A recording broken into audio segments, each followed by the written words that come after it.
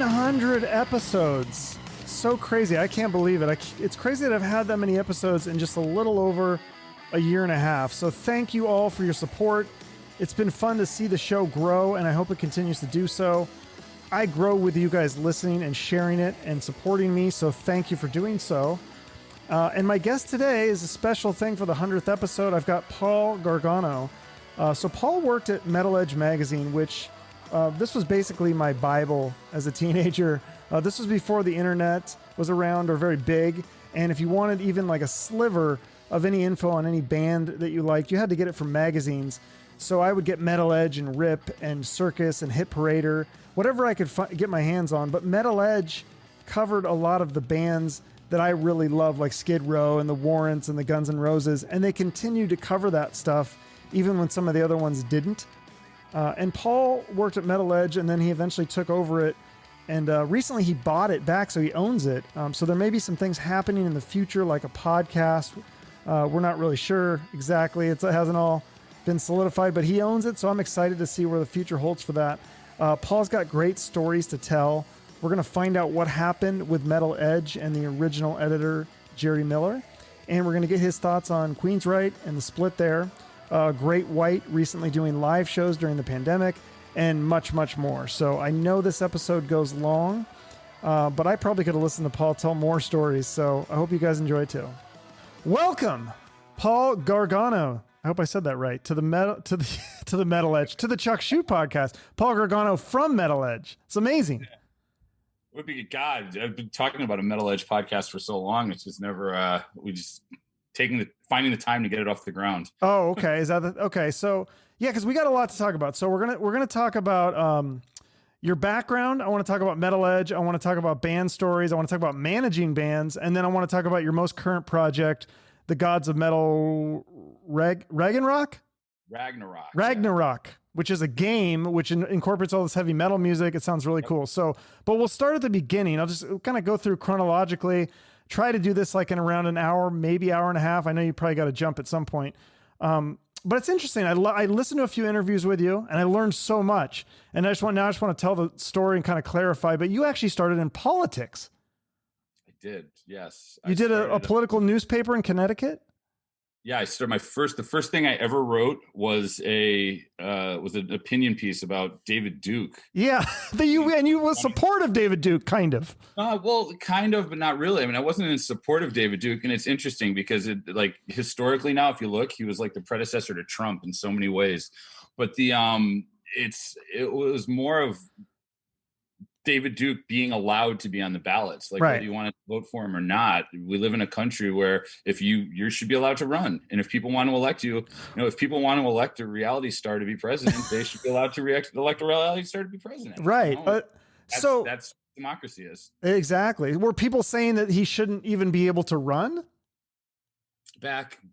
God, I was probably 18 years old. Okay. I was probably 17 years old at the time. So I'm 49 now. So we're talking 32 years ago. Dang. They were telling David Duke, because of his white supremacy background, he shouldn't be allowed to run for politics.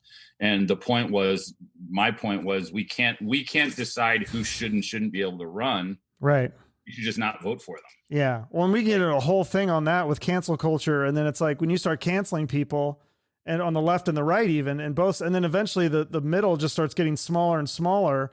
And then it starts. So, I mean, that's kind of, we could do a whole other podcast on that. That's kind of my stance on politics, not to get political, yeah. But we need a bigger middle. I mean, the Sure. problem is we cater to everything caters to the far right and the far left, because that's what gets you news clicks. Yeah.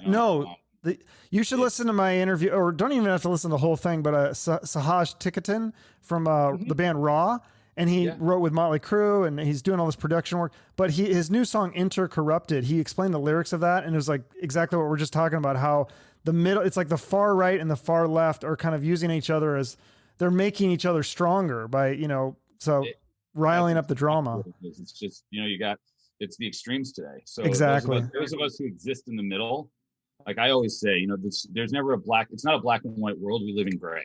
Exactly. Yeah. The world is gray. It's all shades. And everybody that's in the middle is getting squeezed, because if you're not all the way to the left or you're not all the way to the right, nobody wants to hear your voice anymore. Mm-hmm. So Well, yeah, because honestly, everybody I know, every conservative I know, and every liberal I know thinks relatively the same as I do. We're all in the middle. We just feel forced to identify a certain way. And that, it's about finding that middle ground. And I think in the past, I'd say probably since the internet started, we've just lost that. We've lost that middle ground because the internet has given everybody, every extreme now has a credible voice, right? And those are the loudest voices on Twitter. Yeah, exactly. I mean, the algorithms. Facebook. Yeah, exactly. If I go on Twitter and I just wrote a moderate, middle road political stance, nobody cares. But if I write something extreme far right or extreme far left, people are going to argue, they're going to interact, they're going to retweet, and so it's going to jump to the top of the algorithm. So it's like, yeah, we've always had these crazy people, but now they have a voice and they have the loud voice, and it's kind of scary. But anyways, we totally got off topic here, but politics. So then your first music thing was Public Enemy, which is kind of political. That was your first writing piece on music. And then this was cool. The album review you did for Bon Jovi, you got to interview the keyboard player, David Bryan. I mean, he's still a member of Bon Jovi. And then you got to go backstage and meet Bon Jovi. So what basically happened, I did the political piece, and the newspaper it was a magazine. It was a little magazine. Okay. They asked me if I wanted to review the Public Enemy show. They said, since you're into politics, would you want to review Public Enemy? Makes sense. Yeah, sure. So I went, and I'd never reviewed a concert before.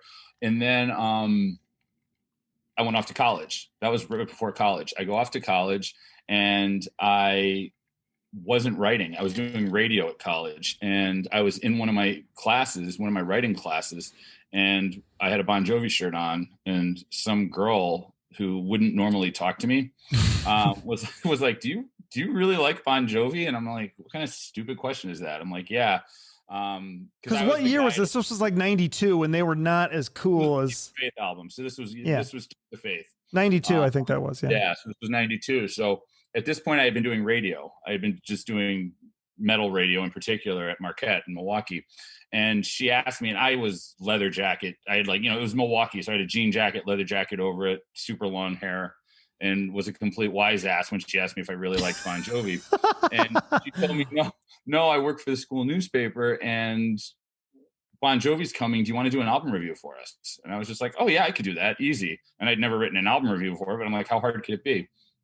So I did that. And 3 days later, they asked me if I wanted to interview a member of the band. And I was like, sure. I've never interviewed an artist before, but I interviewed David Bryan. Were you nervous? Not really. I've always been kind of taken an quasi-intellectual approach to music. So I was never really worried about having things to talk about in that regard. Okay. I was a huge Bon Jovi fan. I mean, I still am a big Bon Jovi fan, but obviously, I mean, back then they were one of the biggest bands in the world. Not really. You just, from my perspective, it was just, you throw down a list of questions. What are things as a fan? What are things that I wanted to know the answers to? And then we sent a tear sheet of the article. It was a newspaper. The internet didn't exist. We sent a faxed a tear sheet to the record label. And like a day later, we hear back that John wants to meet me, which was like, what? That's crazy. Yeah. So I went to the show in Madison at the Dane County Coliseum, and I literally went to the box office. There was a note, please bring this note backstage, show it to the security guard, tell him John wants to meet you. And literally, I mean, this was before cell phones. This was how you had to communicate with people. And so I went backstage. John, because he was excited because he already had the regular press, but for getting college kids at that point in their career, they were not the cool college kid band at that. So he was really excited to have somebody on his corner. Yeah, that's exactly what he told me. He said, it means a lot to be able to get someone, like, to have a fan like you in a position that you're in is great, because that's the hardest market for us to reach. So he's like, if you ever need, and to John Bon Jovi's credit, he said, if you ever need anything from me, ask, I'll be here for you. And it was interesting. Just like the song. Well, yeah, but it was great because at Metal Edge, I would be told, oh, John's not available. And I wouldn't argue, do the interview with whoever. But at one point, I actually pushed and I pressed and I said, John said if I ever wanted, I would get. And I really want this interview right now. Yeah. And sure enough, I got the interview with John. It was really good. Yeah. Yeah. So then, you're the editor at Marquette. That was fast forwarding to Metal Edge. Yeah. So you're the editor at Marquette and you interviewed Brett Favre. You did all these great things. And then you're not on Metal Edge. You're actually in the chat room. So this is around internet time and you're kind of like, and ironically, I've taken 3 sips of coffee, so this is my normal talking speed. Okay. Was at Marquette, and then I did the Bon Jovi article. I was inputting the Bon Jovi article for the review of the concert because I went to the concert. I'm inputting that into the computer because we had to go to these massive computers and input the stories that then they went straight to a layout. We didn't even have I had a word processor. Like nobody even had computers back then. Like This is how old I am. So we had to input into this machine.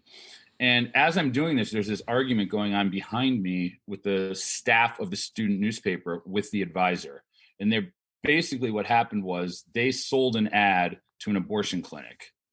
And Marquette is it's a Jesuit university, so it's Catholic.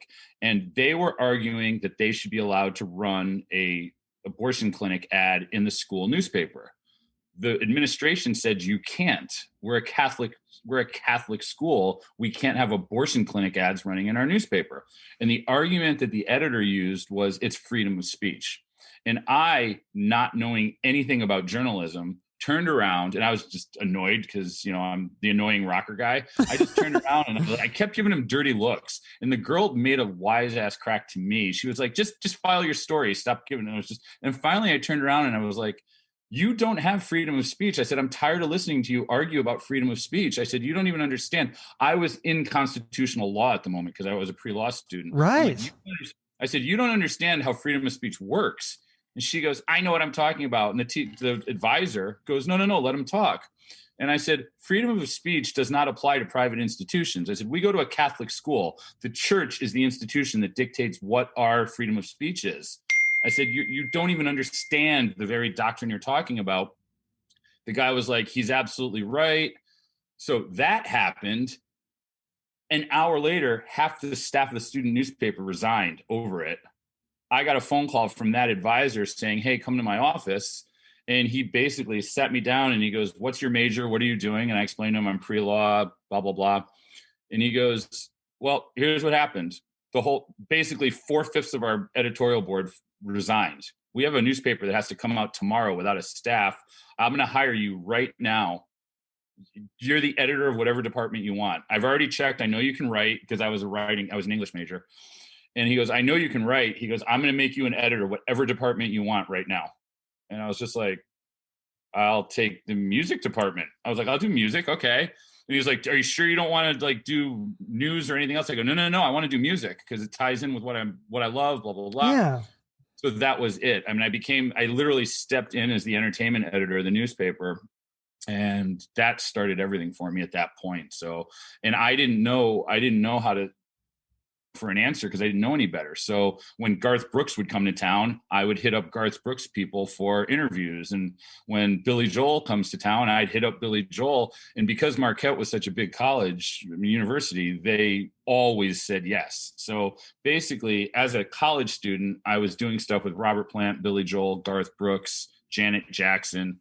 And by the time I graduated, the Associated Press hired me as an editor before I even graduated. So the day after I graduated, I went to work for the AP. I became rock critic for the Milwaukee Journal-Sentinel. I mean, everything evolved pretty quickly at that point. And then the Metal Edge thing started because I did an interview with Ozzy Osbourne. Right. And Gerri Miller wanted it. Right. Yeah, she was the editor of Metal. It was a front page story for the Sunday edition of the Milwaukee Journal-Sentinel. I interviewed Ozzy. And Gerri, there was, at this point, AOL existed. So we would all go into the AOL chat rooms, and Gerri would do Metal Edge chats. I didn't even read Metal Edge at the time. No, but weren't you kind of a troll or something? Didn't you kind of go in there and troll them a little bit? I mean, I wasn't a troll, but I was friends with all these bands because I was the rock critic. So I was like at the Journal Sentinel, and I wrote for all the papers in Milwaukee. So I knew the Warrant guys. I knew the Saigon Kick guys. I knew all these bands because every time they'd come through town, they'd play at the venue that I lived near, and I'd hang out with them and I would write about them. So they would be, oh, come hang out at this Metal Edge chat. And I'm like, all right. So I basically went into the Metal Edge chat. I made a typo negative screen name. It was Black Number 3. And I went into the Metal Edge chat, and everybody was talking to me just as much as they were talking to Gerri. And Gerri was like, who are you? Why are people talking to you? And somebody started asking me about my Ozzy interview. Then she hit me up privately and said, how did you get an interview with Ozzy? And I went through the whole thing. And she's like, I want your Ozzy interview for Metal Edge. And that's how the whole Metal Edge. Yeah. So, but do you know why Ozzy didn't want to do an interview with Gerri? Do you have your suspicions? There was drama. There was drama with okay. Gerri and Ozzy. You don't know what it was though? I mean, I do, but it was Gerri had drama with a bunch of people, and it wasn't necessarily Jerry's fault. It was just look, Sharon. I mean, I don't have to tell you about Sharon's story. Oh yeah, I heard a crazy story about Sharon like pissing in a glass. It's in Randy Rhoads. It's Rudy Sarzo's book about. Yeah, it's crazy. Yeah, no, I would not want to piss her off and get on her bad side. Strong personality, and I think Sharon had issues with Gerri out of the gates. Okay. When Sharon and she just had issues, and she didn't want Gerri talking to Ozzy. I mean, it was that simple. Right. So you got that Ozzy interview, and then she offered you a managing editor job. Yeah. So it basically happened. I didn't read, like I said, I didn't read Metal Edge, and you're a Rip guy. I love Rip too. I was a Rip guy. So I asked a bunch of friends of mine who were in bands, what should I do? What do you think? And they're like, dude, if you could write for Metal Edge, that would be amazing. Oh my God. So, and even Mitch Schneider at the time, who was Ozzy's publicist, he said to me, look, Ozzy has given you the blessing to sell. Sharon has given you the blessing to sell the article to Gerri, but why don't you try to parlay this into Mar? And I was just like, yeah, good idea. So I said to Gerri, look, I'll give you the Ozzy interview, but I want to start writing for the magazine. Smart. Because I I only had a few magazines nationally that I was writing for, and they weren't metal magazines. Mm-hmm. So she was like, yeah, sounds good. So, I mean, literally within a week, I went from giving her the Ozzy story. I think the first article I ever wrote, the first story I ever did for them was a backstage thing with Warrant and Vince Neil at the rave in Milwaukee. But one of my first big story, I covered the Kiss reunion show at Tiger Stadium.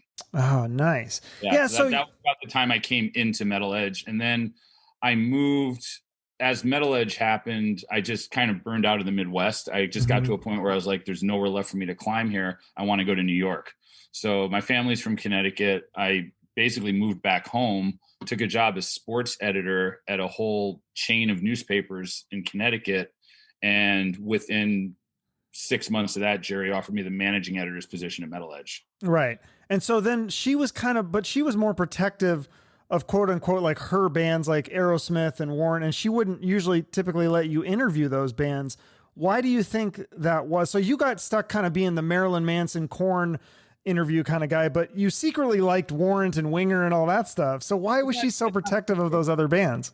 Yeah, it wasn't really secretive. I mean, the thing, and it's not, it's easy to take this as a negative, and it's not negative about Gerri. It just happened.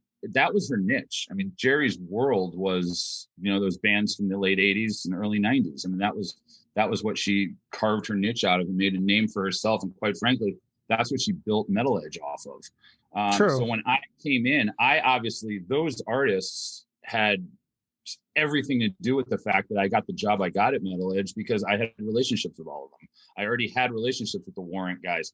I mean, I interviewed Eddie Van Halen 2 or 3 times before I even started at Metal Edge. I don't think I ever even interviewed Eddie Van Halen as the editor of Metal Edge. I think I only interviewed Sammy and Dave while I was at Metal Edge, but I had done like 2 or 3 Eddie interviews before I even started at Metal Edge. So I was so entrenched in that music scene. I made perfect sense to go to the magazine. However, she had her relationships and she was in LA and I was in New York. So obviously it's easier for her to cover Warrant or Poison or those bands because she's in LA where everything was happening. And I was never just a rock guy. I also liked metal. So what happened, I just gravitated towards the bands that I basically had unhindered access to for the magazine. She wasn't covering Korn. She wasn't covering Marilyn Manson. She didn't want to cover Type O Negative. Those were bands she had no interest in Metal Edge. So basically, as when I came in, because she was doing all the 80s stuff, I brought those bands into the magazine. And she was great with that. I mean, she wasn't no different than when I took over the magazine and my assistant editor was Kathy Campagna. She loved a lot of the more like metal core bands that I just couldn't stand. So she was able to write about a lot of that stuff that I didn't want to write about because I didn't want to go to, mosh pit shows every night of the week. Right. That was, you know what I mean? So it was just, she loved that. She loved that angry music. And I was at a point where I wasn't that angry anymore. So I would rather deal with my Mansons, my Korns, my Warrants, my Poisons, and let her deal with the new bands that she really liked. And it's I kind of feel like that's important for the genre. It's important for the publications. So it wasn't a bad thing with Gerri. It was just, she was protective of her until she left the magazine. I never did an Aerosmith interview. It was just, that was anytime Aerosmith came in, she did Aerosmith. That was it. And anytime she could talk to the Warrant guys. Because I think it would be better to have a fresh perspective and a different set of questions and just like you guys, I think it'd be better to mix, but I understand too, because I couldn't picture her interviewing Marilyn Manson either. Well, yeah. And that was the thing. Like they didn't want to talk to her because her line of questioning, we both had different journalistic approaches. She was a lot more about the personal lives and a lot more about, I mean, honestly, she was like a predecessor to TMZ in a lot of ways because she was reporting about stuff that honestly I had zero interest in. And, right. Like, when my wife was reading Metal Edge, that was something that she was very interested in. She was interested in the girlfriends and stuff like that. Yeah. When I didn't read Metal Edge because I was more interested in Lon Friend interviewing Soundgarden or Pearl Jam or something. I wanted to know more about the music. I wanted an in-depth article with Jeff Tate talking about the lyrics behind Operation Mindcrime. I didn't want to hear an article about how he met his wife and what his daughter does and everything else. So it made for a nice dichotomy when the two of us when we were at our best, when we were like a rhythm, it made for a really good dichotomy because I'm the guy that would go, have a handful of drinks with the Poison guys and have a completely different angle and a completely different story than what Gerri had. Yeah, because speaking of, that's an interesting kind of tidbit. I heard you talking about... Manson didn't want people poking and prodding into his private... Manson wanted... We'll get to Manson later, yeah. Yeah, but you know what I mean? Yeah. Manson wanted Manson and Korn. Korn didn't want to be like a hair metal band. Sure. Korn wanted to talk about dark, just disturbing stuff, and that wasn't Gerri's style, which was fair. There's nothing wrong with that. But she was like, so she was very much about their personal lives, and so much like she would sometimes photograph them, a rock star backstage with a girl, and later the rock star would like call you and say, hey, that wasn't my wife or my girlfriend. Can you take that photo out? And then you would pretend that the photo got lost or something. Yeah, and then she's like, hey, where's that photo I took? And you're like, oh, I don't know. It's randomly disappeared. That photo was, and when you sent me the slides, that photo wasn't there. Yeah, no, but that was the difference. And then but she wasn't trying to like catch them in the act of, she didn't know, or she wasn't, it wasn't malicious. She wasn't the first editor of Metal Edge, but she's the one that made the magazine what it was. And her vision was really spot on for that era. I mean, what she did was spot on with what people wanted when that music was at its peak. It's just, the scene shifted a little bit, and that's not what people wanted to read. That's not what Korn wanted written about them. That's not what Marilyn Manson didn't want, an hour of questions about, are you the kid from the Wonder Years? And like, just, that's not what I remember that rumor. No, I liked it though, because I felt like it had a good mix of, I remember reading like track by track album reviews of like the new Warrant Dog Eat Dog, and they would go through each song, and then they would explain, like Janie would explain each song and what it was about. And this is before the album comes out. So then it would get you excited about the, you're like, oh, Machine Gun. Wow, that sounds like a cool song. Like, I can't wait to hear it. And, but then, there was like some of the personal stuff, like some of that stuff I didn't care, where they would do like the metal roundup or whatever. And they'd be like, they'd ask like 30 bands the same question, like, what's your worst habit and stuff. And so I always wondered how they did that. Like, did they save those questions? Or? Did for that. So we would do, and it kind of got fine-tuned over the years, but basically what we would do is we would come up with 12 months worth of questions. So what's the first record you ever bought? What's your favorite movie? What's your favorite dish to cook?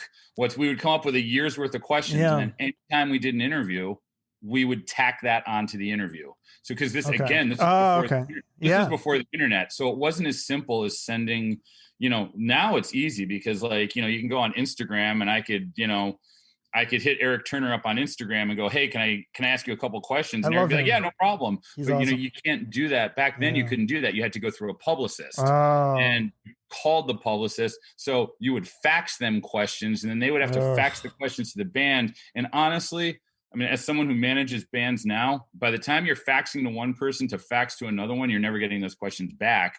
So the internet made life so much easier. Oh, I'm sure. Yeah. How you can email people directly. What we would do, say I had an interview with Marilyn Manson. If there was 5 minutes left at the end where I could go through it, I would ask him the 12 questions. Oh, okay. And it would just boom. Hey, don't think, and like, certain artists didn't want to do it.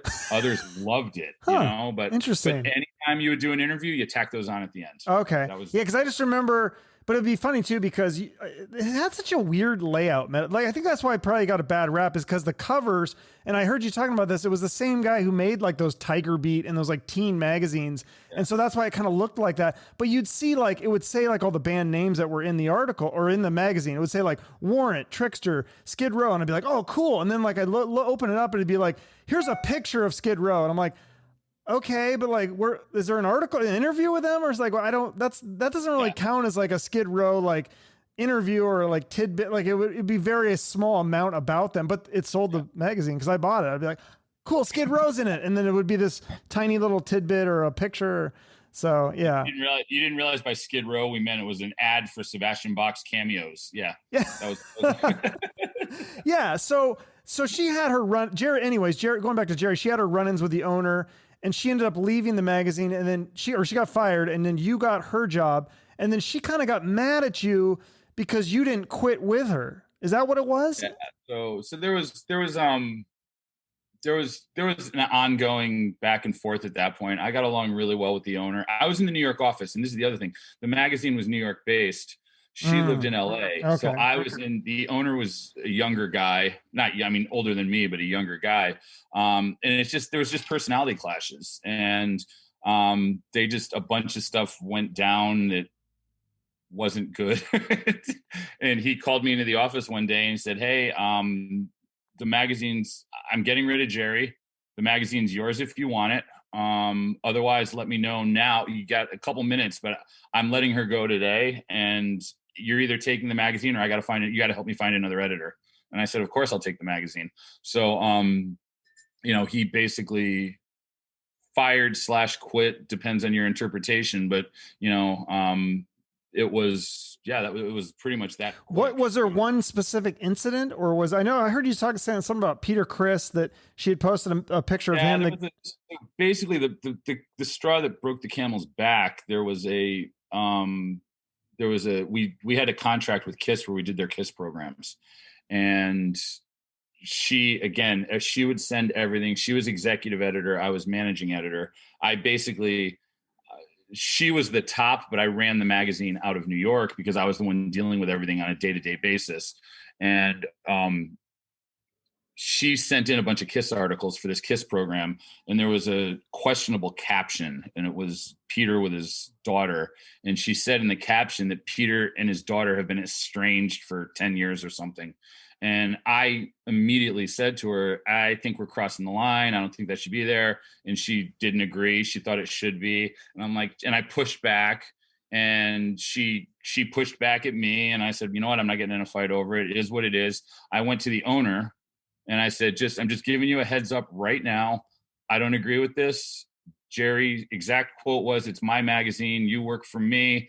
I said, I'm not fight. I said, I don't have the energy to fight with her. I'm telling you right now, this is going to cause problems. And he said, did you get it? How'd she tell you that? And I said, I got that from over the phone. And he goes, get it in writing. And I go, why? He goes, this is going to be the final nail in her coffin. And he goes, I go, do you want to check with Jean? And he goes, nope. He goes, get it in writing. Get it in writing that you said take it, and she didn't. And she sent it to me. You know, I emailed her. I said, I'm just making it known. And she emailed me back and said, she basically said in writing, you work for me, or something like that. Okay. So when it came out, Peter lost his mind, and you know, that was the end of it. And so that was the final thing, I think, that broke between her and the owner. And between you as well, right? Because you said that she hates you and she wishes you were dead, and she tried to start a smear campaign. I don't know about wishes I was dead, but she definitely isn't. I'm definitely not on her Christmas card list or her Hanukkah list. But she said something like you hate women or something. She tried to start a smear campaign against you. So when she fired / quit, whatever, she called me and said, I'm leaving the magazine. I expect you to leave the magazine with me. And I said, no, I'm not going to do that. And she just wasn't. That was literally the last time I've ever spoken. She got mad. She hung up on me. That was the last time I've ever talked to her. So then she just kind of went on a smear campaign saying, yeah, she told Sharon Osbourne that I hate women and I hate Ozzy. And let's put it this way. If all of this happened in the year 2020, it would have been a much bigger headache than it was in the year 2000 and whatever it was. 2000, what was it? 98, 99, 2000. I don't know when it was, but she basically went on as much of a smear campaign as she could, but there wasn't really, I mean, everybody knew she was lying at that point. I mean, I had great relationships with everybody. So at that point, do you just kind of ignore it? Is that your strategy? You didn't try to reach out and say, hey, why are you saying this thing? Or you didn't try? Well, I mean, honestly, when it's that malicious, what's the point? I mean, it's just, there wasn't, she made it very clear through other people that she had no interest in talking to me. And honestly, it's just, I'm the type of person who I don't need that energy. So I just literally moved on. And honestly, whatever she could say whatever she wants to the guys in Warrant. At the end of the day, they have their relationship with me, and I'm not worried about it. You know what I mean? So nobody's stopped being your friend or stopped talking to you because of things she said? Or the only issue I had, and this is the only issue that manifested itself from all of it, was Sharon Osbourne. And ironically, Sharon was the reason I started working at Metal Edge to begin with. Right. I was backstage, and I've told this story before, but I was backstage at a Black Sabbath show. I was with Pantera was opening. I was with a couple of the guys from Typo Negative and a couple friends in the Pantera dressing room. I think it was Pantera Deftones. So it was Black Sabbath, Pantera, Deftones. And before the show, we were backstage, and one of Sharon's assistants or someone from the tour personnel came in and asked where Paul Gargano was. And a bunch of us jokingly raised our hand because everybody used to always say I looked like I was in Typo Negative. And so it was like me, my friend Steve, and somebody else. We all raised our hand saying, oh, I'm Paul Gargano. She's like, then you're all getting thrown out. And we're like, what? I'm like, I'm Paul Gargano. And it was Sharon had me thrown out of the Black Sabbath show, and no explanation at all. The Pantera guys were like, Paul's not leaving. And she's like, if you keep Paul here, you're off the tour. Like, it was, oh my God, it was bad. And what did you do? Well, no. So I was just like, I'm like, whatever, I'll leave. I'm like, guys, don't worry about it. And there's like a hotel this was Nassau Coliseum. There's a hotel there. So I literally went to the hotel bar. I remember I was reading I had a Bukowski book in the car. And I literally sat at the hotel bar and read Bukowski for like 3 hours while I was waiting for the show to get out. But I called Sharon the next day, and she basically told me that Gerri told her that I hate women and I hate Ozzy, And now that she knows that, I'm not welcome at any Ozzy shows or any Black Sabbath shows. And she said she was going to go so far as to put a clause in the Ozfest contract that any band who let me into Ozfest would be thrown off the Ozfest. So it was like this huge, ugly. Oh my God. I was like, and again, you don't fight Sharon Osbourne. You just, you know what I mean? So I basically was like, all right, if that's the way it's going to be, you know, I tried speaking my mind. I tried explaining to her that the only reason I even worked at Metal Edge was because she hated Gerri and she wouldn't let her husband talk to Gerri, but she didn't want to hear that. She was just like, she heard it, but she didn't want to process it. And I said, okay, just so we're on the same page, Metal Edge won't be covering any band that's on Ozfest. I said, if that's the game you want to play, I said, I'll blacklist. If you blacklist me, I'll blacklist Ozfest. And she goes, let's go, have fun. She goes, let's see what your little magazine can do without Ozfest or something like that, you know?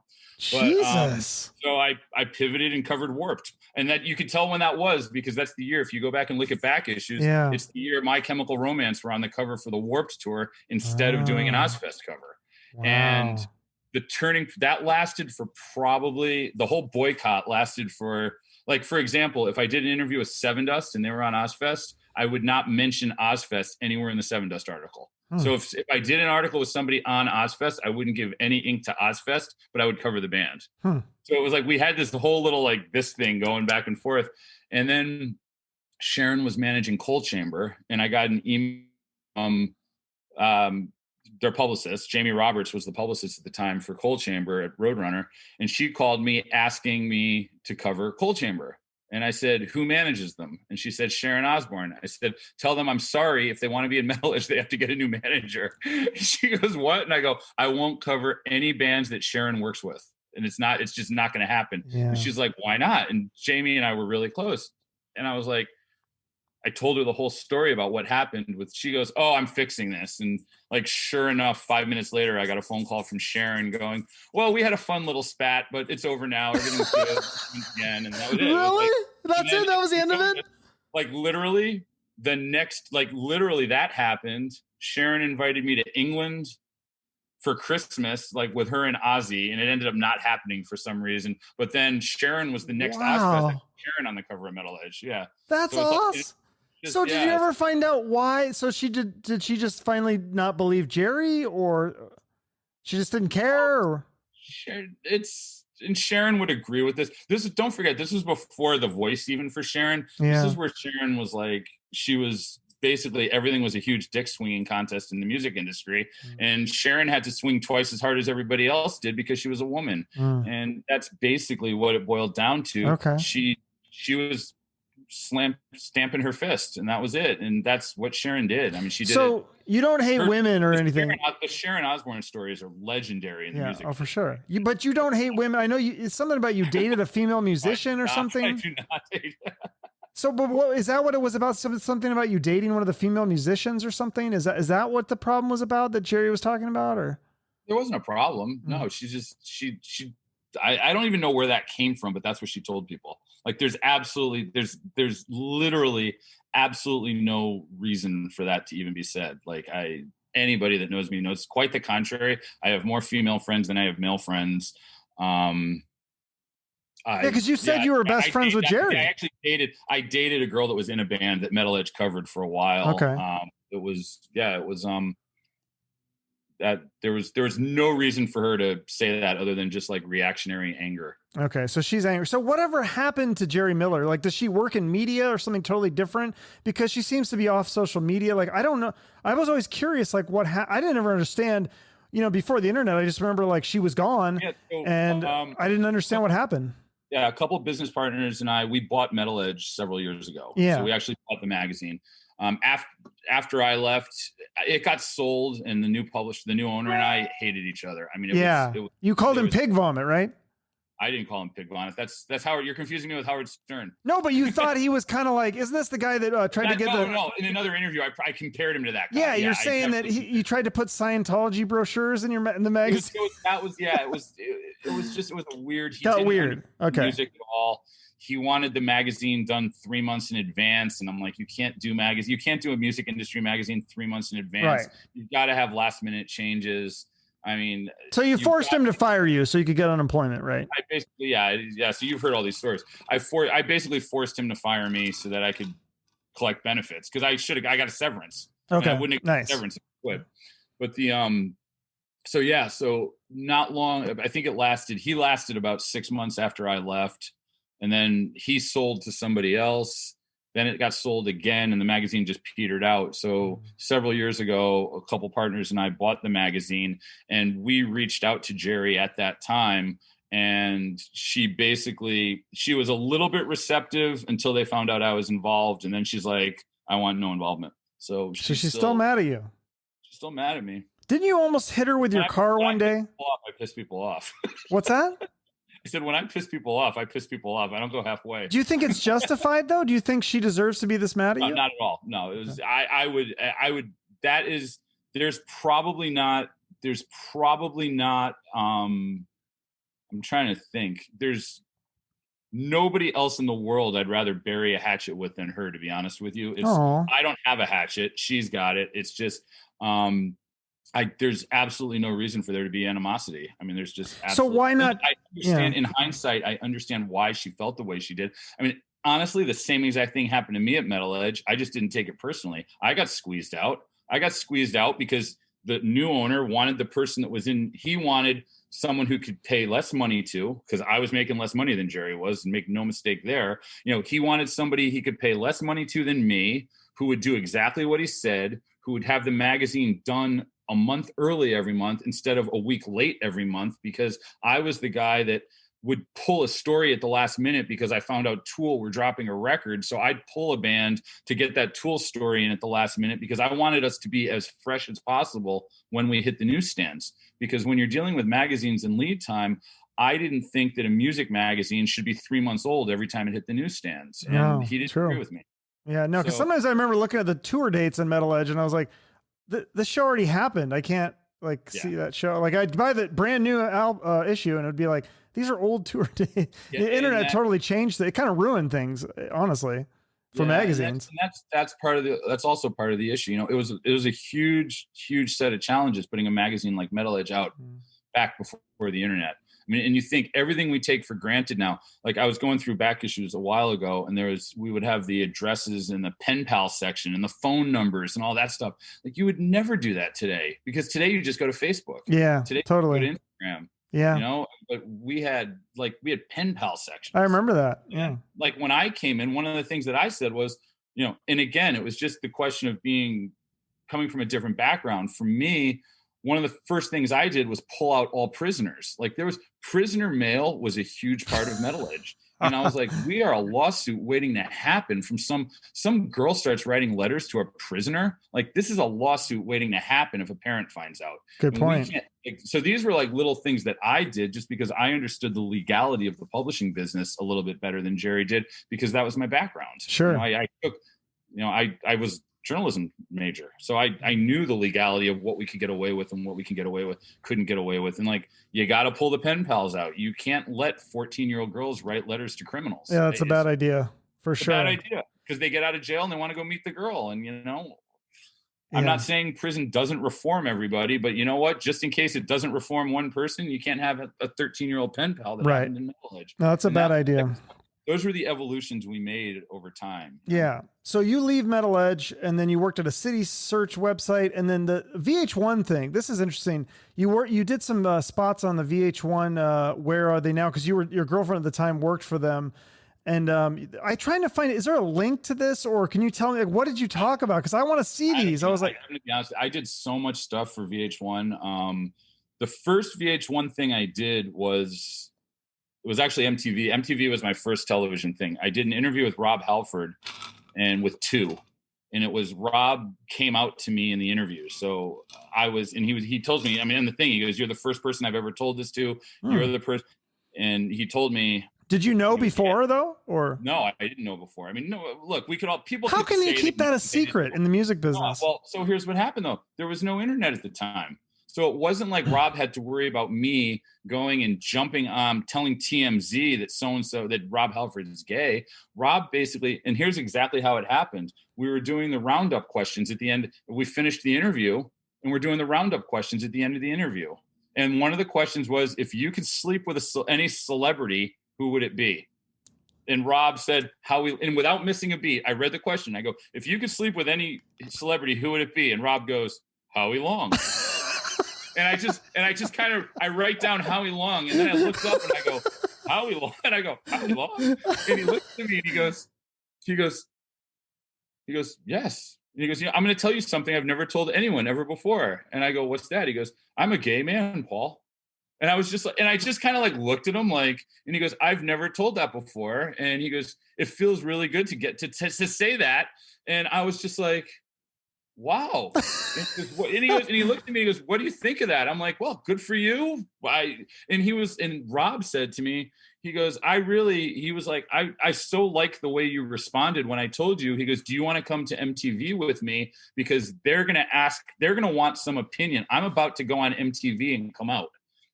And he goes, do you want to come to MTV with me? And I was like, yeah, I'll go to MTV with you. And I went to MTV, and MTV interviewed me about what it meant to metal that Rob Halford was gay. So that was the first thing I ever did for MTV. And MTV parlayed into VH1 because my girlfriend at the time was working on Behind the Music. And so what did it mean to metal that Rob Halford? And she was just like, oh, we should have my boyfriend's the editor of Metal Edge. We should have him on. And that literally just pretty soon I was doing everything for VH1. But going back to the Rob Halford thing, what did it mean to metal? Did it mean anything at the time? Or, I mean, now it's like if someone comes out, nobody cares. Yeah. Was it a big deal back then? I don't think it was. And I honestly think someone like Rob was the perfect person to do it because he was so big. And when it happened, you look at it and you go, that's really not that. When you start looking at the videos, you go, okay, I'm not completely surprised. You know what I mean? It's just like, wow. But assless chaps and leather. It might have had a different impact. It might have had a different connotation if it wasn't the singer of Judas Priest, but because he's so iconic and so big, it put him nobody was going to criticize him. Well, yeah, and Judas Priest wasn't like a wimpy, there wasn't like a Poison or an Enough's Enough or one of the more lighter, poppier hair bands. I mean, Judas Priest was hard. If somebody with big poofy hair came out first, that could have been a completely different narrative because all of a sudden it could have become more of a joke than a real storyline. But because it was Rob Halford and because he was the definition of metal, he was the metal god. Right.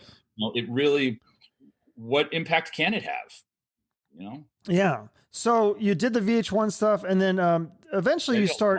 VH1. I did a lot with VH1. I'll have to. Yeah, maybe you can send me I did basically any behind the music that had to do with a rock band I was on. Oh, you're on this? Okay. Yeah, VH1 actually offered me the VH1 Classic. There was a network called VH1 Classic. Yeah. And they actually offered me the role of being the face of VH1 Classic. And you turned it down, right? I turned it down. I was moving to LA at the time, and they wouldn't let me do it from LA. They didn't want a situation where I had to fly back and forth because I was a huge expense. And there wasn't a ton of money in VH1. I mean, I was getting paid, but I wasn't getting paid a lot.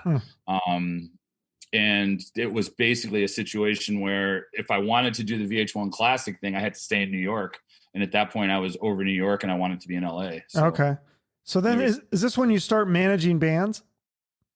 Yeah. So I moved to LA. I took Metal Edge with me to Los Angeles. So at this point, Metal Edge shifted into I became Gerri in Los Angeles because I was running the magazine from Los Angeles, but I had an assistant editor in New York.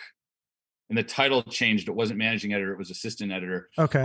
Assistant editor in New York doing all the day-to-day functions there. But I still did most of, like a lot of the stuff I still did. Like I did billing for Gerri and I still did all the billing myself. I'm kind of a control freak in that way. So I still did most of the stuff, which is why I don't believe the person was a managing editor. I think the title was assistant editor below me. But that was in LA. And then I was in LA for a couple months in the first band. Joe Lestay from the Beautiful Creatures. Yeah. Joe called me and asked me if I wanted to go to lunch. And I was like, yeah, sure. Because I had been writing about Beautiful Creatures a lot in Metal Edge. And he basically, we were at a diner in the Valley, and he basically said, I know this is going to sound crazy. I know you don't do this, but would you want to manage Beautiful Creatures? And I was like, well, I really don't know how to manage. And Joe was like, you do know how to manage. He goes, you know more about music than most people do. And he goes, what you don't know, you'll learn. But he goes, we need someone who's passionate about us and who understands it. And, he started citing me all these cases of like journalists who became managers. And I was just like, yeah, let's do it. And that was, so Beautiful Creatures was the first band I managed. That was, I think 2001. It was 2001. You've been managing a long time. I just talked to the bass player this morning about the 20th anniversary of the album. Oh, cool. So it's 20 years. Yeah. So, so that was the first band. That was 20 years ago. And since then, I've always managed at least one band. I usually had two. Whatever job I had, I was managing on the side. And then about probably 5 years ago, I went full-time management. So I'm working with now I have 7 or 8 bands. Yeah. So you have Drowning Pool, Hurricane, Jason Charles Miller, and then a few other ones. Yep. Yeah. So Drowning Pool, I had a couple, I worked at a record label. I worked at Century Media. I did a bunch of things. I always managed on the side. When I went full-time management, Drowning Pool was the first when I went full-time management, I signed Drowning Pool. I came with Drowning Pool, and I've been with Drowning Pool for, I think, about 5 years now. Jason, I've been managing literally, I want to say 12 years, 15 years. I've been with Jason. Jason is the one I've been with the longest, uninterrupted. The only time Jason and I have been interrupted was I had eye surgery and I literally couldn't work for 2 years. So Jason had another manager for those 2 years. But when I came back, Jason and I reunited. But Jason I've worked with the longest. But yeah, Drowning Pool has been like 5 years. They're the second longest. And then I've got Hurricane, a new band called Breaking in a Sequence, which is David from Korn, his new band. Okay. Fantastic. Yeah. So check that out. Yeah. There's going to be, by the time this comes out, there'll be a new video coming out. Oh, okay. So, yeah. There's we're going to have a video for Midlife. They did a cover of Midlife Crisis, the Faith No More. I love that song. Yeah. Really good. So the music's up now. They have an EP out now. And the video will be out probably second week in February. Then I have a girl called Dendel, double D, Ddendyl. She's a lot more. She's actually one of the full-time singing. She's got a full-time singing job in Vegas. She plays at Aria. She's a lot more in that Elle King, in that range, like much more singer-songwriter, bluesy voice, fantastic. Is she still performing now during the pandemic? She went back, I think in fall she went back. Yeah, when Vegas opened up, she went back. She's literally one of the only full-time performers right now in Vegas. I'll have to go check that. I'm going to Vegas this weekend, so I'll have to check that out. She's every night at Aria. Okay, awesome. Every night at Aria. We talk about Metal Edge, and we talk about, a lot of people, you always hear that saying like, oh, they got lumped into that genre of the hairbands. And if you had to pick one band for that statement that was true, they were unfairly categorized as a hairband that maybe wasn't a hairband. Like, I've interviewed Junkyard yesterday, Tora Tora, Enough's Enough, like Tesla, Bang Tango, Skid Row. Do you think any of those, is there one that stand out to you as not a hairband that got lumped into that? Is there any band that I think got lumped into that? The hairband genre that maybe unfairly, because you always hear that like, oh, you guys got lumped into the hairband genre. Eddie Trunk and I have this very much in common. I hate the name hairband. I hate it. So if that is the definition, I think every band got unfairly lumped into hairband, because I think it's completely. I think it's not a fair representation. All these bands, whether you're talking, and if I look more awkward than usual right now, it's because I'm wrestling a dog on my lap. Fair enough. Just clarify what's going on my lap right now. Yeah. But I hate the fact that they get defined by the way they looked. And I'm a huge, whenever this comes up, the first band that always pops into my head, and I'll champion this band forever, is Warrant. I think Warrant. Love them. They probably, if you ask me to name one, I would probably go to Warrant, because I think they're the most underrated band of that era. And no matter how much anybody likes them, they're still underrated. And Janie Lane, especially as a songwriter. Yeah, Janie was a genius, is a genius. That band just, today they're fantastic. I mean, they're new, like, they're just, they've maintained, they've just been through, they've persevered through so much. That said, I don't want to slight any other band from that era, because I think by calling them Hairbands, you're just belittling the fact that they wrote music that has lasted longer than so many other bands could ever even dream of. I mean, you know, take a band like Hurricane. They kind of, they might even be a little bit before the Hairband thing became huge. However, you know, this is a band a lot of people haven't really heard of, but everybody knows the big hit. You know, I mean, everybody, look at all of the bands from that era.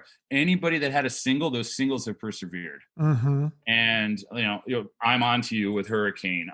You know, Toro just came up earlier in conversation. You know, like Walking Shoes. These guys, I love that song. Yeah, these guys wrote great songs. And the reason why we are all still passionate about that music 25 years later isn't because they had great hair. We're passionate about the music because these guys wrote amazing songs. Yeah. And you know, the reality is every artist, that's what they strive for. You know, that's your lasting legacy. And this, to have it be something, and I understand, you know, Hair Nation, it is what it is. It's a nice snappy name, but to really, to take it, to trivialize it down to the way they looked, to me, is just a miscarriage of justice for all those bands. Mm-hmm. And I'll make Warrant, I'll always make Warrant my poster boy for that, because I feel like they got a worse rap than everybody else. But I really think every band deserves recognition, because they just, man, they created a scene, and that scene has survived, and that scene has lasted arguably more than any other scene out there. Absolutely. Really. Yeah, no, it's a long time. So one of the bands, Skid Row, probably my number one favorite band when I was in high school, and Sebastian Bach, love him. Now, you're friends with him, but did you guys have some sort of tiff or something? He got mad at you? Yeah, he gets mad at everybody. He got mad at me. It's all in the past now. It's so he gets mad, but he gets over it quick. I don't know about getting over it quick. I mean, that thing, he got over it. I mean, a friend of ours, like, put us in the same room. A mutual friend put us in the same room and was like, "You guys got to get." And again, it was ugly for a bit. It was right around 9/11. It was right around when 9/11 happened. But a couple of years later, that got beef. We have no beef now. Well, I thought he said something like you said something. He got mad at me online a couple months ago because I retweeted something from Metal Sludge. And he suspended me for a month from his timeline because I support Metal Sludge. But so you guys are back together now, though. You're friends. We're friends. Okay. We're friends. Yeah, we're all like, yeah. Was that the thing about you defended Great White for doing a show in North Dakota, because you're a manager and, you know, you work with these artists and you understand that they're just trying to eat and they're not making the rules of whether you can do shows or you can't do shows. So you kind of stood up for the band, because people were comparing them doing a show during the pandemic as them, you know, with the fire epidemic. And so you're saying, no, this is not the same. I think it was, and I could be wrong. I think it was Rolling Stone that did it. They basically ran a headline comparing Great White playing wherever they played. It was like the Montana or the Dakotas, somewhere up in North Dakota, I think. North Dakota. Okay. So like somewhere in East Bejesus, United States, you know what I mean? It was just like, they ran a headline comparing them playing this outdoor show to playing in the club and lighting a fire and killing people. And it was literally the most irresponsible journalism I think I've seen ever. I mean, it was just, it infuriated me. It made me angry. I mean, first of all, you don't make light of what happened when they had the fire. That's not something that should not even be something you're making headlines over at this point. Second of all, there was a lot of hypocrisy with how COVID was being handled at the time. And there's still hypocrisy with how COVID is being handled. The reality is the numbers, there was no reason they shouldn't have been allowed to play that show. The numbers didn't reflect that there was even a COVID problem there. And they didn't break any local statutes. So why are you mad at them? Mm-hmm. Meanwhile, bands are playing shows every day across the country, and you're picking on Great White. And I thought it was a cheap headline. It was a cheap way to get clickbait, and it infuriated me. And, if Sebastian wants to get mad at me because I'm defending an artist's right to make a living, then that's Sebastian's prerogative. But at the end of the day, it's about that. It's about, there was a lot of hypocrisy in what was getting shut down and what wasn't getting shut down. And I live in California, and our local government's a joke. I mean, it's an absolute joke what you're allowed to do and not do here. And, and again, I'm not getting political. It's not a political statement, but statistically, there is absolutely no reason why we should be open now, but weren't opened a month and a half ago. But, the minute Biden gets in office, Gavin Newsom says, all right, I'm opening the state back up. Well, the numbers that you used to shut us down haven't changed enough to justify this. So basically, you've kept us shut down for political reasons for 4 months. And it's a joke. And that was what was happening all around the country at that point. And, we've been shut down in California, and our numbers are worse than Texas and Florida, where they haven't been shut down. So maybe we're not doing something right here. And maybe the answer isn't lock everybody in their houses. And that was basically what my point was in regards to that show with Great White. That local jurisdiction, the local government there, didn't determine that they needed to pose restrictions on people. And Great White went and played a show. They didn't do anything wrong. Don't get mad at Great White. Yeah, it wasn't their fault. If you want to get mad at somebody, get mad at the local government in North Dakota that allowed it. Yeah, exactly. But there was no reason for them to say not to have a show, because they had only had like 10 COVID cases in the state or at that point. And I don't remember right now because it was a while ago. The numbers were absurd. I mean, they were absurdly low. Okay. And there was no reason to get mad at Great White for that. And it's Fair just enough. that to me, it was a hot button topic at the time. And still is. As someone who manages bands, and as someone, my wife works at a booking agency, and lives are impacted by this at such a level that people can't even begin to comprehend when it comes to music. I mean, everybody just assumes, oh, bands are all rich. Well, a lot of them wrongfully put the impression out that they are, because they think that's what they're supposed to do at Rockstars as rock stars. But, people's lives have been turned upside down in every walk of life, and the music industry is no different. And, bands, people have to pivot, and people have to figure out how they're going to make a living. People have to figure out how they're going to feed their babies and feed their families and pay their rent and everything. And, there isn't government help. There wasn't government help for bands. And there's very specific, they could say, oh yes, the government, they made that exception. So you're getting, because you're, freelance work, you get covered now.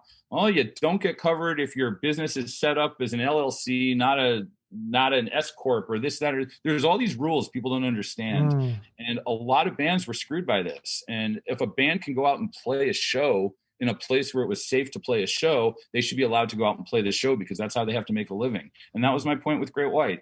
Don't pretend to understand things you don't understand. And that's what people were doing. Well, hopefully things are getting better with that. Another thing that you did, this is kind of cool though. You kind of did like a press release, or I don't even know what you call it. And you showed your support for Geoff Tate. When Queensryche fired him, you said, I'm on team Geoff Tate, because them firing him is going to hurt the band, and it's going to water down their the band. That was not a press release. That was a statement or something. What do you call it? That was actually a deposition for court. Okay. So here's, it's a little stronger, I guess. But there's so much more to this story. Up until about less than a year ago, that would have been, I cared more about what happened with Queensryche than I did anything with Gerri Miller.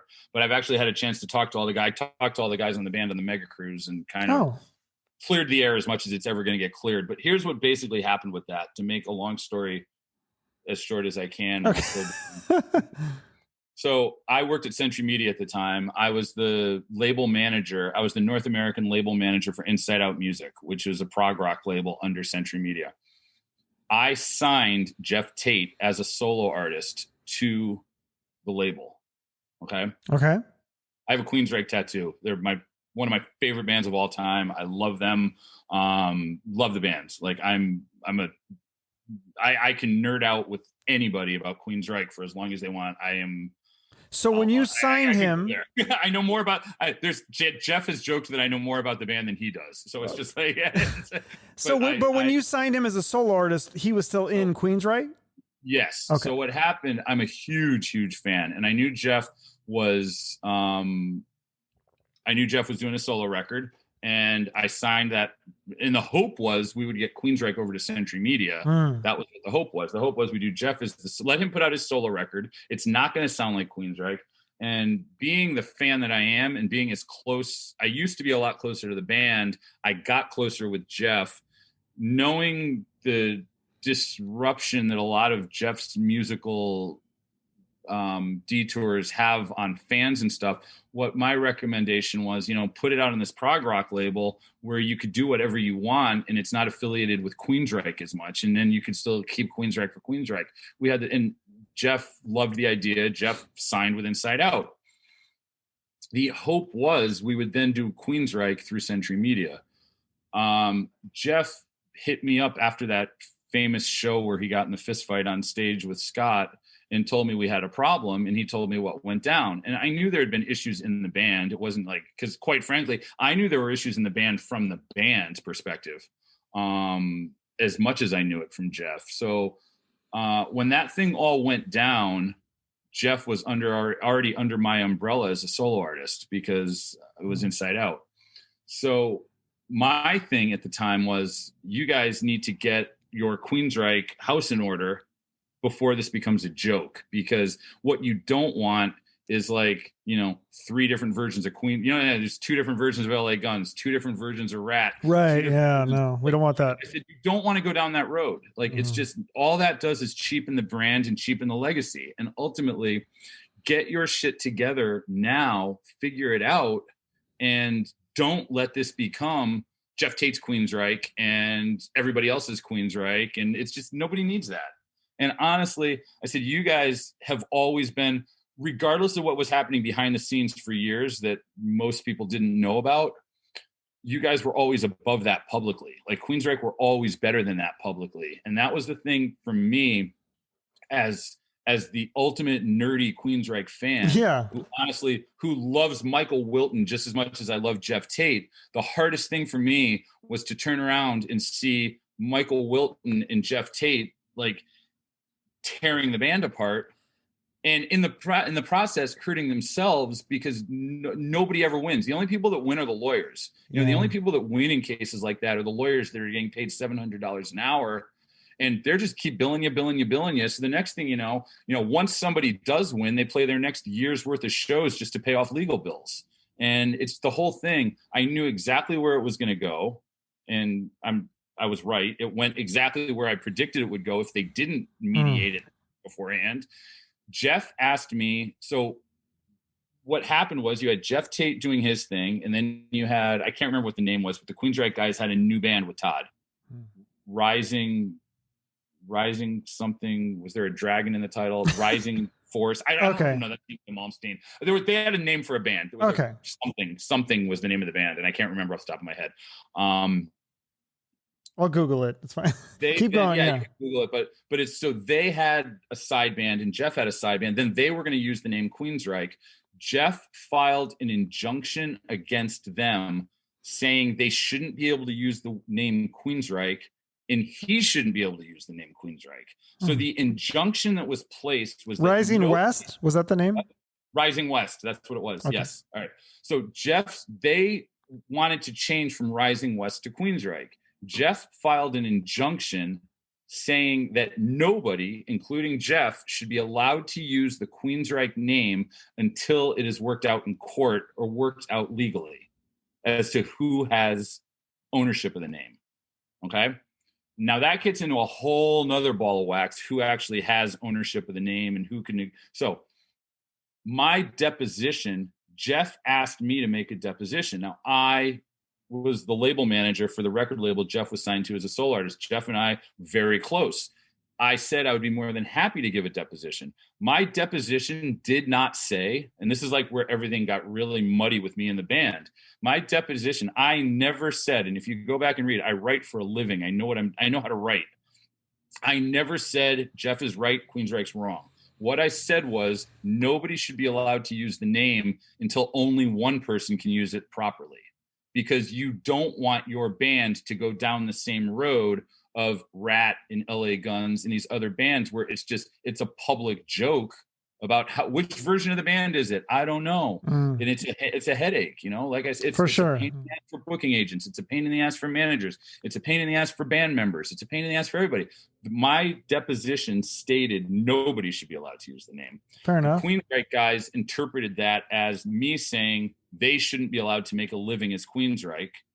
And I became all of a sudden I became persona non grata in the Queensryche world, and Geoff Tate's best friend, and that's it. And all I care about is what's good for Geoff and not good for everybody else.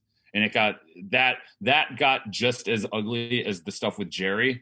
Queensryche ended up signing with Century Media. I was sitting in on marketing meetings, helping market the band against Geoff in marketing meetings. I would be sitting in a marketing meeting going, this is how we present Queensryche now so that they don't identify as the band that, and I was literally putting marketing campaigns together.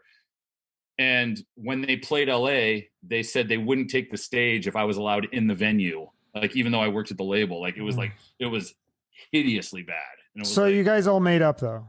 We all made up. I went on Mega Cruise that they were playing on, and I saw them. That was the first time I'd seen them with Todd, and I was blown away by how good Todd is. I mean, Todd's fantastic. I was blown away, and Todd was the first person I actually went up to and I talked to, and I introduced myself to him, and he relatively quickly realized who I was in the whole scheme of Queensryche folklore. And he was like, "Oh, you and I should talk." And I'm like, so he and I ran into a corner of the cruise ship and talked for a while. And I was like, God, I feel horrible because I was never anti Queensryche or pro Geoff. Honestly, I didn't want there to be. And I'm like, look, I'll be your biggest supporter moving forward. You're fantastic. Yeah. There's both of you.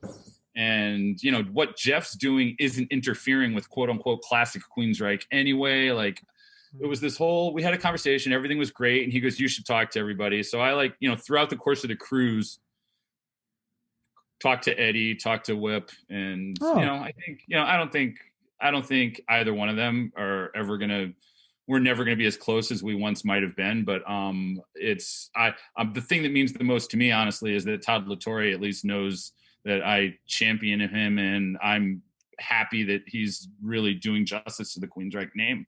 Oh. And I will always, I love Whip. I was closer with Mike than I ever was with Geoff when it started. So it was always just kind of tragic to me that friendship fell by the wayside. And it'll never be what it was, but at least I made peace with them, and we're not mortal enemies anymore. Yeah. So is that weird sometimes when you get involved with these bands that you're a fan of, and then you kind of have to, sometimes I guess you piss them off, even if you have to write something that's negative about them, or I wrote one of my favorite bands is Megadeth, and I wrote a album review for Risk, and it wasn't the best album review on the planet. And Dave Mustaine got offended. I mean, he was just like, wow. And when I filmed the footage for the behind the music for Megadeth, Dave was nervous. I mean, Dave was really genuinely concerned that I was going to be highly critical of Megadeth, and he didn't know. And it was, he came up to me afterwards when he watched all the footage, and he was like, man, I didn't realize you were that big a fan of the band. And that kind of changes the whole perspective that everything you said about Risk was even written in. So it is difficult. And it's because I'm a fan first. And that's the thing. I didn't become a journalist to be a journalist. I became a journalist. I became a music journalist because I was a fan and I got pulled into the world. Sure. So it's, for me, it's about finding that balance between, I'll never write an album review as an obnoxious critic. I've been published in Rolling Stone before, but that's not where I want to be. That's not my world. It's, I'm not that sarcastic guy that wants to. Someone just shared a headline with me earlier today about someone called the new Foo Fighters record music to listen to on your bathroom breaks. It's like, why, if you're that bitter, why do you want to be writing about me? Like, go find something else to do. Like, if your life is that empty that you have to literally take joy out of joy, like, why do you do what you do? And I always looked at it that way. Like, so if I'm approaching a Metallica record, which is Metallica is a lightning rod for me and a lot of my friends, because they're a polarizing band for me. I feel like I'm entitled to look at Load and Reload, whether it was at the time or historically now with 2020 vision. I'm entitled to look at those however I want to look at those albums as a fan. Absolutely. Alongside Master of Puppets, Ride the Lightning, Kill 'Em All, and Injustice for All. Or Saint Anger. If I want to say as a fan that Metallica are two different bands, and the fulcrum that made the switch was the Black Album, I'm entitled to say that as a fan. There's a big difference between as a fan having an opinion and as a journalist being a douchebag. Absolutely. Totally. I agree. That's exactly right. I've always tried to balance that very, very well.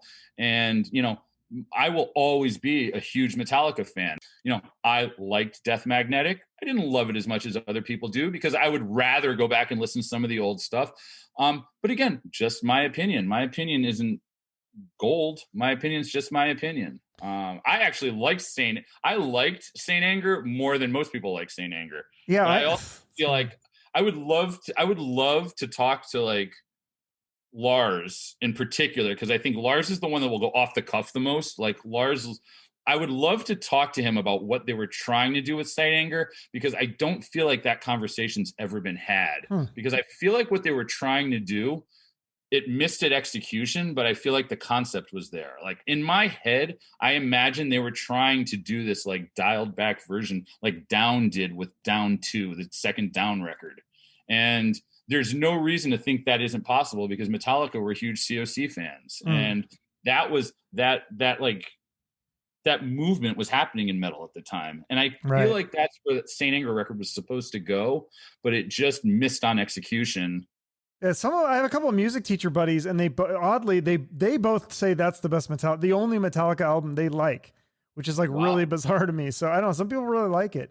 Now, are you a fan of the Black Moods? I thought I saw you post a picture of that. I was like, that's so cool. I used to manage the Black Moods. So yeah. Oh, you did? I didn't know that. Yeah, because they're local here to Phoenix. And so I was a big fan, and I had them on my show and everything. And now they're getting some national exposure, which is amazing.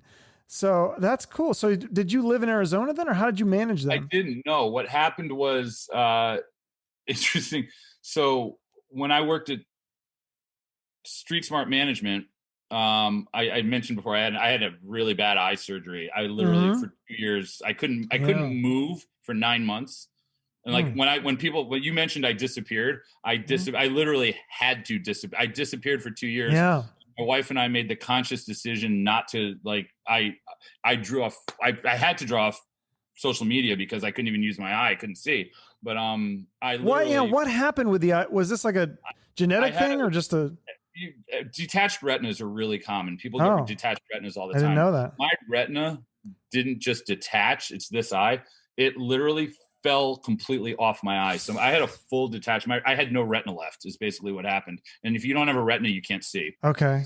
So I went into surgery and they basically rewrapped the retina all around my eye, and had to for 9 months, I couldn't move my head at all because the retina had to re-heal. Ouch. And it was crazy. It was like, I would go to the doctor once every week and he would go, okay, you're at 6% healed. You're at 8% healed. And I had to sleep sitting up for 9 months. Ouch. So literally I would have pillows like this, and this is how I sat for 9 months, but it was on my couch. But yeah, it was for 9 months. Sounds I couldn't move. Horrible. There was a question as to whether I would ever see again. By like miracle of miracles, I have perfect vision now. Oh, well, that's great. I've had 5 eye surgeries in the last 6 years, and I have perfect vision in both eyes. Yeah. So it's my eye doctor is literally my favorite person on the planet. And sounds like it. I've referred him to so many people. Sounds amazing. But, so anyways, the Black Moods though. When I came out of the eye surgery and was ready to start working again, the the former president at Century Media, who was also the head of Street Smart Management, said to me, I've got this band I want you to check out. And I was just like, based on a lot of the stuff that he signed at Century Media, I just assumed I was going to hate the band. And their name was the Black Moods, and I just assumed they were going to be some like emo core band, like with like comb over haircuts, stuff I don't like. And it was funny because I was like, yeah, whatever, and I never listened. And he basically calls me after a couple of weeks of me ignoring his request to listen to this band. He goes, "Hey, I'm dropping the band at the end of the day. The only way I won't drop them is if you call them and say you want to manage them." And I was just like, he's like, I can't do it. They don't have a manager. I can't put the record. I'm dropping the band if you don't take this band. He goes, so it's on you now. If you want the band dropped, don't listen to the record, blah, blah, blah, blah, blah. I was just like, man, why are you making me feel guilty? And I played the record. I loved it. I was like, holy shit. It was really funny. Like I told the band about this and they laughed. But I loved it the minute I heard it. Was it the first record or Medicine? It was Medicine. Okay, yeah. I love them both. I mean, and the new one too, Sunshine. It was what became Medicine. Would become Medicine. Yeah. Yeah. No, I love that album. It was the songs that would become Medicine. And I'd never seen the band live. They're amazing live. I've seen them many times. Yeah. So I sight unseen, just hearing what would become Medicine. I was like, I'm in. I love this band. And God, I literally was blown away the first time I saw him live. I mean, Josh is a rock star. He's just one of those guys. He lights up a room. Just so magnetic, such a magnetic personality. Such a great talent. They were literally, God. I mean, I love them. I love them to this day. We don't work together anymore, and I still love them. So that was like, yeah, no, they're great. A lot. When you stop working with a band and you still love them, that tells you a lot about the band. But yeah. So is there any other bands that like you loathe interviewing? Like you just would always like, oh God, not this band again. Is there one that's difficult to interview or hardest one? Or? No, not really. I'm at the point now, as you could tell by just listening to me and talking to me, I could talk to anybody. Like you could literally put me in a room with a total stranger. I could do an interview with anybody with no preparation. So I'm past that point. The dog's about to go berserk again. I'm past that point of like being intimidated by interviews. So is there a favorite band that you have to interview? Like a one that you really like? I'll be honest. One of the reasons I became close with Geoff as I did was because I always feel like when I interviewed Geoff, we always go to a place. Geoff's like the perfect example when you talk about how you like how I interview. You always end up going to a place you never thought you'd go to. Like I could start an interview with Geoff where I'm talking about a new album, and 20 minutes we're talking about like Brexit. You know what I mean? Or we're talking about okay. We're talking about how we accumulating stuff. Like one of my favorite conversations I ever had with Geoff was about accumulating stuff and how we spend our whole life just accumulating. It was almost like a Seinfeld episode. I mean, it was just, that's funny. Geoff, I really appreciate that about Geoff. And that's one of the things Geoff was always, I think that's one of the most misunderstood things about Geoff Tate was that people just, they confuse an intellectualism for aloofness. And I think one of the things that Geoff and I bonded over relatively quickly was the fact that both of us,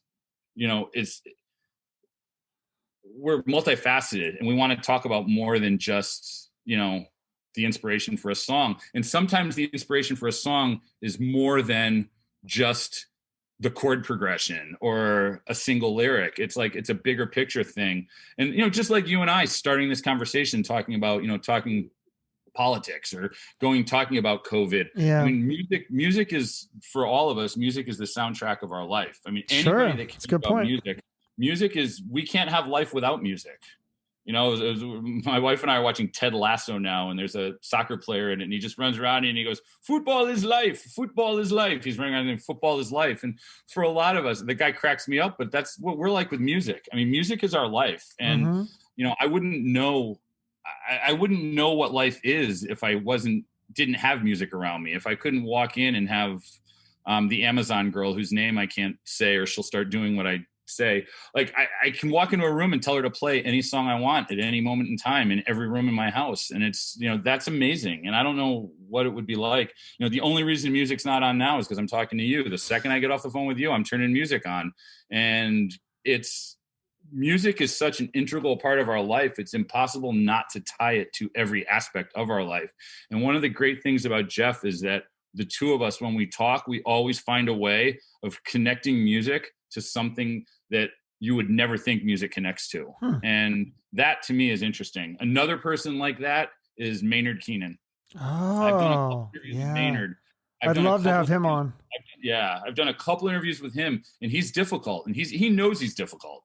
And like I went into an interview with him where I was trying to prove that I told him my goal for the interview was to prove that Tool were a political band. And he was like, we're not. And by the end of the interview, he goes, I guess we are. Going in, like, those are the fun interviews, it's just because I can interview anybody about an album. That's easy. It's about being able to dig beneath the surface and find that thing that hasn't been talked about before. So before we wrap up, you got to tell me about this new project you have, this game, The Gods of Metal. Let me try to say it right this time. Ragnarock. Did I say it right that time? Yes. So tell me about it. It's got music from the girl from the Butcher Babies and during COVID. I got really lucky during COVID. I got called and asked to do a project with Perry Farrell. So in like a couple months into COVID, I wrote a book with Perry Farrell. So it was like pretty much every day for 2 months, I went to Perry Farrell's house and we wrote a book. That book's in his box set that is out now. Cool. So if you look up the Perry Farrell box set, the book that comes in it, I wrote with him. And it's fantastic box set, by the way. I urge anybody that has even the passing interest in Jane's Addiction or Perry, Porno for Pyros, any of it, it's definitely worth checking out. I don't even have a physical copy of it yet. I can't wait to see it. But so I did that. Coming out of that, I got hit up a company. Jason Miller was working with a company on a role-playing game. And for those people that don't know, role-playing games are very similar. It's like Dungeons and Dragons. Mm-hmm. That's the biggest role-playing game is Dungeons and Dragons historically. Sure. So Jason was working with this company on this role-playing game. This is Jason. Jason's in that world. And they were doing a heavy metal inspired role-playing game. So Jason was like, you should really talk to my manager because this is his world. Heavy metal is his world. So I got brought in to work on music for this game. And it's a tabletop game. You play it sitting around a table. You could play it on Zoom. What we did, we made a musical accompaniment for it. So I have a compilation that's going to come out on vinyl. The game screen for play is the album vinyl. So when you unfold the gatefold, that's the gameplay screen. Okay. It sits in front of whoever's running the game. There's also 2 pieces of vinyl in that. And one of the pieces of vinyl is a compilation album with there's a brand new song from Charlie Benante from Anthrax and Carla Harvey from Butcher Babies. They do a song together. They're doing a brand new song for the game. There's some original music. We have some really cool bands on it. Silver Tomb, which is the Typo Negative guys. Motorhead is on it. Fozzy is on it. We have a previously unheard song from Fozzy that's never been released before. Armored Saint? What? Armored Saint? Yeah. Armored Saint is on it. There's a band called Icon for Hire, who we have a remix from them that's will have never been heard before. And then we're going to announce we have bands that are going to get announced. That's the first piece of vinyl. Right now, that's in Kickstarter stages. Okay. Kickstarter works differently for gaming than it does for the music industry. Kickstarter is kind of like our pre-sale window. Okay. So that's where we're at now. They're at Kickstarter. After the Kickstarter period, we're going to roll into a period for like vinyl pre-sale. All right. So people can should order the vinyl. Yeah, for that. The second vinyl is going to be a soundtrack, an instrumental metal soundtrack for the game that you could play in the background while you play the game. Okay. Sounds fun. So really, if you go to godsofmetalragnarok.com, that's a landing page I wrote that will kind of explain the game to you a little bit. And then you can go to the Kickstarter page from there and you can read more about the game. I just had, before I was on the phone with you today, or before I got on Zoom with you, I had a call where I did a walkthrough of the game that was it was fantastic. I have like a whole new appreciation for the game now. it's basically you have characters, and your first character is your mundane world character. They call it Mundania. And you're this character with your 9-to-5 job. And then, the gods of metal pull you out of this world and thrust you into this fantasy realm where your job is to, protect them and fight for them and defend the honor of metal. And it's a really, really, really fascinating game. I love it. Okay. I'm anxious to learn more about the gameplay aspect of it. Cool. But I encourage everybody to go check it out. All right. And then they can also, if they follow you on social media, I'm sure you'll post updates about it as well when it comes out. Okay. Yeah, I'm on social media. I kind of reemerged on social media. I ducked out around the holidays, and I'm back now. All right. And then, is there a charity that you work with, or any charity you want to give a shout out to, or here at the end? The one my big one. I'm actually drinking coffee from a Guantanamo Bay coffee mug. I'm a big military. Anything to support the military. Okay. I'm a fan of. Wounded Warriors always jumps out. All right. Yeah, I've had a few people talk about that one. Yeah, it's okay. And aside that, and I love dogs. I have a paw print dog on my arm. So anything with dogs, Best Friends is huge. Both the dogs I've rescued have come through Best Friends functions.